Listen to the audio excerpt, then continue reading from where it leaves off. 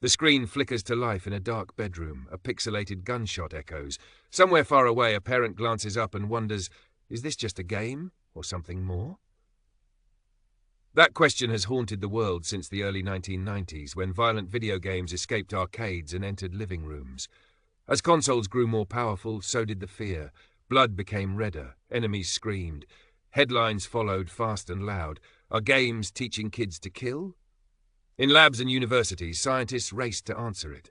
One group strapped volunteers into chairs, handed them controllers, and measured heart rates and reaction times. After simulated battles, some players showed spikes, faster pulses, sharper reflexes, aggressive words chosen more quickly. To some researchers, it looked like proof. Violence in, aggression out. But elsewhere, another set of scientists stared at the same question and saw something very different. They tracked players over years, not minutes. They followed children into adulthood. They compared gamers to non-gamers across cultures, households, and histories. And what they found was quieter, messier, and harder to headline. Most players went back to school, to work, to ordinary life, no more violent than anyone else. The debate escalated. Politicians pointed to games after real-world tragedies. Courtrooms echoed with expert testimony. Parents demanded ratings and warnings. Game developers pushed back, arguing that games were no different from violent books, films, or myths told for centuries. After all, humanity had imagined battles long before pixels existed. Then came a turning point.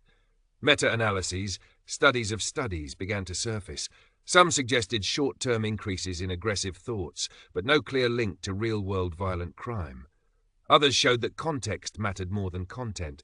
Family environment, mental health, stress, and social support shaped behavior far more powerfully than a joystick ever could. And slowly, the picture changed. Games weren't just violence anymore. They were teamwork, storytelling, problem-solving, escape. Millions of players formed friendships, learned languages, processed grief, and found belonging inside digital worlds. The same medium once accused of breeding aggression was now helping soldiers with PTSD, surgeons with coordination, and isolated teens feel less alone. The argument didn't vanish, but it matured. Because the real question was never whether games contain violence. It was whether we understand the people holding the controller. And maybe that's the uncomfortable truth at the heart of the debate. Violent games are loud, visible, and easy to blame. Human behavior is not. In the end, the screen goes dark. The controller rests on the table. What remains isn't rage, but responsibility. To look deeper, to ask better questions.